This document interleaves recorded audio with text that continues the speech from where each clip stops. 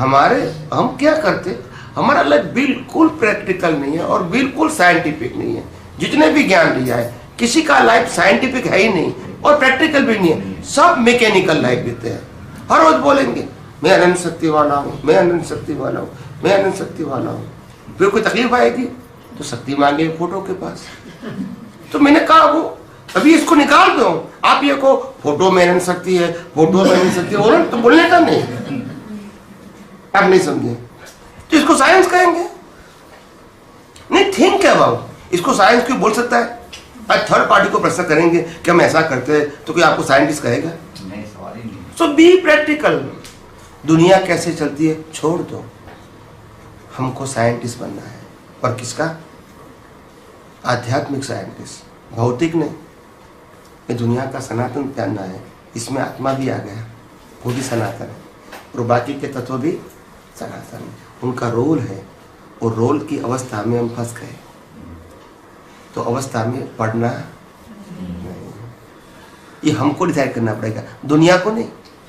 दुनिया तो चलती है और चलती रहेगी। राम भी आए, कृष्ण भी आए, महावीर भी आए, सब आए चले गए, और दुनिया, हमको अपना रास्ता निकलना है, दुनिया का रास्ता नहीं निकालना है। आप समझे? तो ये बात है। हर बात में हमारी जो सोच है वो इतनी लिमिटेड है ताकि हम इस प्रश्न का परमानेंट सॉल्यूशन जानते ही नहीं है। दादा भगवान के पास एक भाई आए थे, हस्बैंड वाइफ दोनों पहली बार आए, कोई महात्मा लेके आए थे और सामाजिक प्रश्न को लेकर आए थे। वो कोई धार्मिक या आध्यात्मिक को लेकर नहीं आए थे।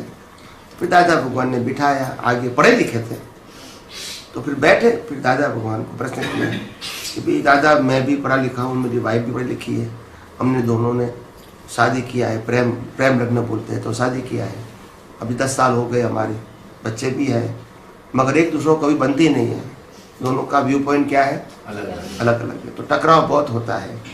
तो मैं क्या करूँ? मैं उनको सुधारने का प्रयत्न कर दूँ, वो मेरे को सुधारने का प्रयत्न करेंगे। अभी कब इसका अंत आएगा नहीं समझ में आया। अंत कब आएगा? हम अंत कब आएगा? समझे? खुद को सुधार। तो फिर नहीं, खुद को सुधारा ऐसा नहीं, वो तो बराबर है। तो फिर दादा ने कहा देखो ये पैकेज या सामने वाला पैकेज, इसको सुधारने का प्रयास मत करो, ये दोनों आपके हाथ में नहीं है। आपके बीज को बदल लो, फल अपने आप चेंज हो जाएगा। नहीं समझ में आया? नहीं समझ में आया? क्यों इतना लेबर करते हो? जब बीज बदल लो तो फल अपने आप चेंज होगा कि नहीं? हम तो फल को बदलने का प्रयास करते हैं, waste of time and energy. आज आप समाज में देखोगे ना, सोशल लाइफ में, तो क्या दिखेगा आपको? सासू बहू को चेंज करने का प्रयास करेगी, बहू सासू, पति पत्नी को, पति पत्नी को, बच्चे माँ बाप को सुधारेंगे, माँ बाप बच्चे को सुधारने का। हर व्यक्ति एक दूसरे को सुधारने में ही पड़ी है, खुद की दृष्टि किसी को सुधारना नहीं है। और इसीलिए सबकी गलती ही दिखती है नहीं, मगर दिखती है क्योंकि सुधारते हैं। भी दृष्टि को सुधारो नहीं तो बहुत हो गया, मगर क्योंकि रिलेटिव सत्य जो है वो इतना गृहस्थ मिथ्यात्व हो गया, गृहित मिथ्यात्व क्या बोलते हैं? गृहित मिथ्यात्व हो गया, इतना वो लपेटा हुआ है कि इसमें से निकलना बहुत डिफिकल्ट है। गृहित मिथ्यात्व, ट्रांजैक्शन वाइज पजल जो है उससे आम आदमी नहीं निकल सकता है। इसीलिए मैंने कहा साइंस के पैकेज को समझोगे तभी रास्ता है। ट्रांजैक्शन वाइज चेंज करने जाओगे, you are fail in your life, नहीं कर सकोगे। ये डे टू डे लाइफ में महात्माओं के लिए ये अध्यात्म विज्ञान का एप्लीकेशन किस तरह होना चाहिए? सभी एक ध्येय वाले खपी लोग ही बैठे हैं यहाँ, तो उनके लिए कुछ प्रैक्टिकल लाइफ में जिससे आगे बढ़े और खुद को अनुभव हो।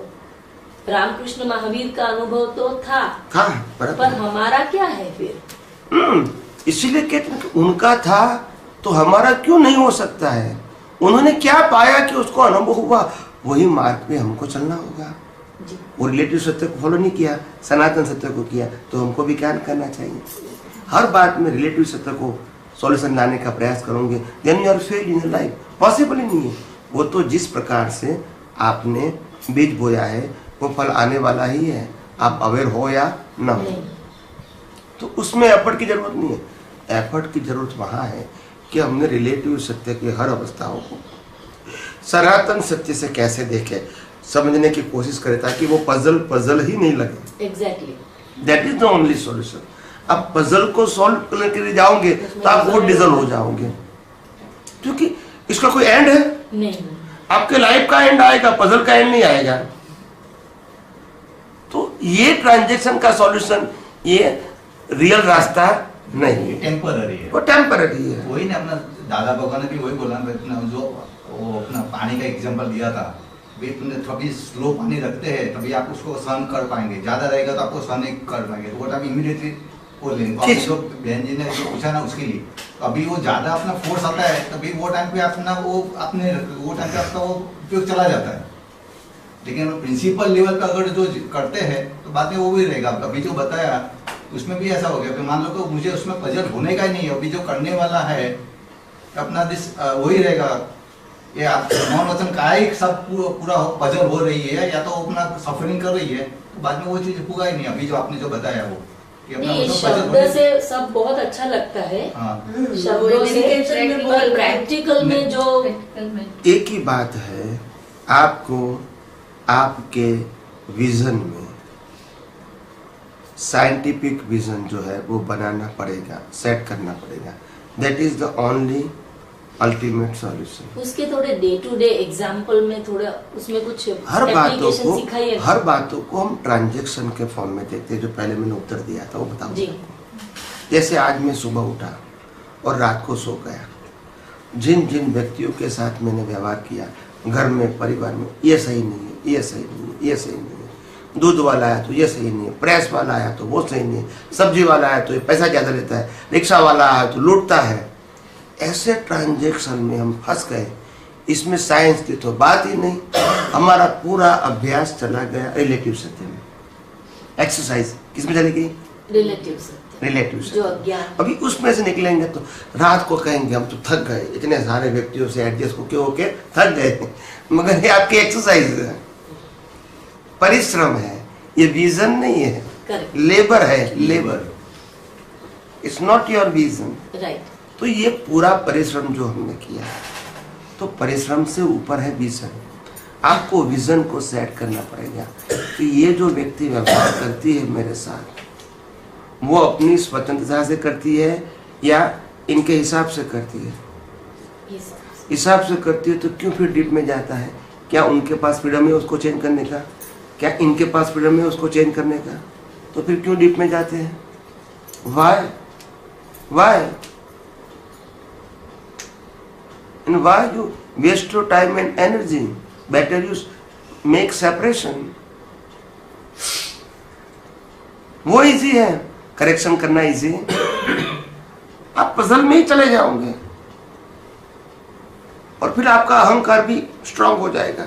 10 बार कहा तुम भी तो भी तुम समझते नहीं है, काम नहीं करते, भूल जाते, क्या करने का? ये समझो हर व्यक्ति का अपना इंडिविजुअल लाइफ है और इंडिविजुअल कर्म है हर व्यक्ति का। हस्बैंड वाइफ का मतलब नहीं है कि दोनों का कर्म सब एक ही है, सब अलग अलग कर्म है। उनकी सोच अलग है, उनके विचार अलग है, उनके संजोग अलग है, आपका विचार अलग है, आपके संजोग अलग है। भले हस्बैंड वाइफ है, फिर भी तो वो अपनी मस्ती से जी रहा है, तुम अपनी मस्ती से जी रहे हो। आप समझे कि नहीं? और हर व्यक्ति दावा करती है कि मैं कहूं वैसा आप करो, मैं कहूं वैसा आप करो। ऐसा नहीं होता है, क्योंकि जीवन कर्मों का फल है, जीवन तुम्हारी चॉइस नहीं है। राम को चॉइस थी, कृष्ण को चॉइस थी, महावीर को थी। तो life is not choice, life is suffering, but इसमें आपको संभाव रखना है। That's it. चॉइस नहीं है, संभाव का मतलब होता है राग द्वेष नहीं होने चाहिए। वो कैसे नहीं होंगे? Scientific reason. ऐसे राग द्वेष नहीं करना है तो ऐसा नहीं होगा, ऐसा नहीं बनेगा। जब साइंटिफिक विजन रहेगा तो आपको लगेगा कि क्योंकि रिस्पॉन्सिबल ही नहीं है, ना ये है न वो है। लेकिन स्वामी जी, लेकिन वो अपना वो दृष्टि रखेंगे, वो समझ रखे, फिर भी वो नहीं होता है, तो उसके लिए क्या करना चाहिए? प्रैक्टिस करो। ओके, उसके लिए प्रैक्टिस करनी है। साइकिल चलाते गिर गए तो अपना वो टाइम पे जो रखा, कुछ भी हो गया तो ठीक है, चलो अपना 2-5 मिनट के बाद या तो एक दिन के बाद भी मालूम पड़ा होगा, ठीक है चलो ये ऐसी मेरे एक महीने के बाद होता है तो फिर क्या तकलीफ है? ठीक है, तो इतनी लाइफ निकल जाती है तो फिर हाँ सवाल ही नहीं है। प्रैक्टिस, वो अपना उसको प्रैक्टिस बोलेंगे। विज्ञान के विजन की प्रैक्टिस ही आपको परफेक्ट बनाएगी। There is no any other way, there is no any other way in this world. और कोई रास्ता दुनिया में नहीं है और नहीं कोई दे सकता है। आप समझे? जब सनातन सत्य से आगे कौन सा रास्ता होगा वो तो बताओ, कौन सा रास्ता होगा? That's it. और सनातन सत्य की बात में विशेषता ये है कि लॉ ऑफ नेचर न इसका कोई क्रिएटर है, न इसका कोई ओनर है, यानी कोई व्यक्ति की बात नहीं है। Now you understand? तो फिर अंत में भी वही बात को समझनी पड़ेगी for permanent solution. There is no any other. ये फॉर्मेट से परमानेंट सॉल्यूशन संभव नहीं है। जो क्रिया होती है उसको उदय कर्म मानो, पुरुषार्थ नहीं मानो।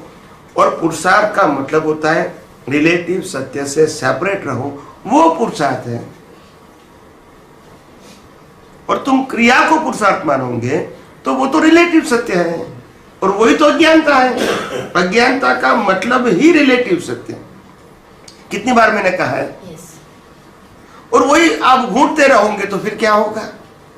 वही पक्का होगा ना रिलेटिव सत्य। हमको उससे तो मुक्ति पाना है, रिलेटिव सत्य से मुक्ति पाना है, उसकी बिलीफ से मुक्ति पाना है, उनकी क्रियाओं से मुक्ति नहीं पाना है। वो तो उदय कर्म है। तो वो सब्जेक्ट साइंस का, इसलिए मैंने कहा फॉर्मेट वो साइंस का सब्जेक्ट ही नहीं है। मैंने कितनी बार कहा है। इसीलिए कोई कहेंगे मेरे को ये करना है करना है, वो साइंस का सब्जेक्ट। साइंस कहता है उदय कर्म है, और प्रतिक्रमण करना है कि नहीं करना। उदय में है तो करो, नहीं उदय में तो नहीं करो। ये पुरुषार्थ नहीं कहेंगे। अगर आप पुरुषार्थ कहोगे तो आपका लेवल क्या है? रिलेटिव सत्य है। You understand?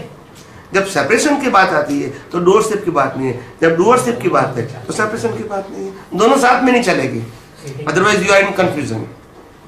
ये डोरशिप एंड सेपरेशन दोनों साथ में चला तब साइंस खत्म हो गया, and people they are in confusion. आज मैं कहता हूँ या साइंस को फॉलो करो या रिलीजन को फॉलो करो, that's it. Otherwise you create confusion in your mind. दोनों में से करो, दिस इज योर चॉइस। दोनों में से एक भी गलत नहीं है। अगर आप फॉर्मेट को फॉलो करेंगे तो आपको पुण्य तो मिलेगा। इसमें मना क्या करता हूं? आप कर्ता भाव से करोगे तो पुण्य तो मिलेगा, इसमें कोई गलती नहीं है आपकी। अज्ञान नहीं खत्म होगा, क्या नहीं होगा? अगर आपको मोक्ष में जाना है आज नहीं 100 अवतार के बाद, तो अज्ञान को ही मिटाना पड़ेगा। There is no any other option in this world, that's it. आज नहीं तो 100 अवतार के बाद भी यही प्रोसेस आपको करनी पड़ेगी, उसमें कोई ऑप्शन। आप समझे? तो ये प्रिंसिपल की बात है, यहाँ मेरी और तुम्हारे बिलीफ की बात है ही नहीं। आज मैं इतना ठोस बोल रहा हूं, आप देखो कैसे बोल रहा हूं मैं। ये बात करना आसान नहीं है, ये बात करना आसान नहीं है, बिकॉज मैं ट्रेडिशनल बात नहीं करता हूं। ट्रेडिशनल बात करने वाला तो बहुत मिल जाएगा, आप खुश भी हो जाएंगे, तालियां भी बजाएंगे। मैं बियॉन्ड बात करूंगा आपको, तभी आपको लगेगा कि इतने बियॉन्ड की बात करता है जो हमने अभी तक सुनी नहीं थी, सोची नहीं थी, समझी भी नहीं थी और अप्लाई भी नहीं किया। वो बात करते मगर उसमें भी कुछ सच्चाई लगती है। ये ग्रेटनेस है। अगर ट्रेडिशनल बात करूंगा तो आप तो खुश तो हो जाएंगे, आपकी प्रगति कुछ नहीं होगी। वही फॉर्मेट को फॉलो करके आनंद करो, बस वही रहेगा ना जी, वही रहेगा ना। मैं कल से पूछूंगा आपको, अपने चरण जी किया है या नहीं किया है? स्वामी जी बोला करके सो जाना। अब आरती किया है नहीं किया है? आरती करके सो जाना। तो आप करोगे, आपको आनंद होगा। पर ये साइंस है, ये साइंस है। प्रकृति से जो होता है उसका कंट्रोलर हम है। तो इसको पुरुषार्थ मानना वो ज्ञान है कि अज्ञान है? तो क्या हमको अज्ञान पक्का करना है? You clear your concept. हमको विज्ञान को अनुभव करना है, विज्ञान को समझना है, अपनी दृष्टि को साइंटिफिक बनाना है। तो इसीलिए इसके अंदर डीप में मत जाओ, क्योंकि आपका कंट्रोल है ही नहीं इसके अंदर। सिर्फ आपकी भ्रांति है, और भ्रांति तोड़ने का यही रास्ता है, और कोई रास्ता नहीं है। और कई लोग कहते हैं वो तो धीरे धीरे विज्ञान समझ में आएगा। एकदम कैसे आएगा? वो दादा भगवान भी कहते थे कि ये नहीं समझ में आया, तभी तो उसको ये व्यवहार सत्य दिया, ये रिचुअल्स दिया। समझ में आता है तो नहीं देता है। ऐसा मेरे पास आर्ग्यूमेंट आ चुका है, हर प्रकार के आर्ग्यूमेंट आ चुके हैं, हर प्रकार का उत्तर साइंस में है। मेरे को ऐसा नहीं करना पड़ता है कि उत्तर क्या देना है।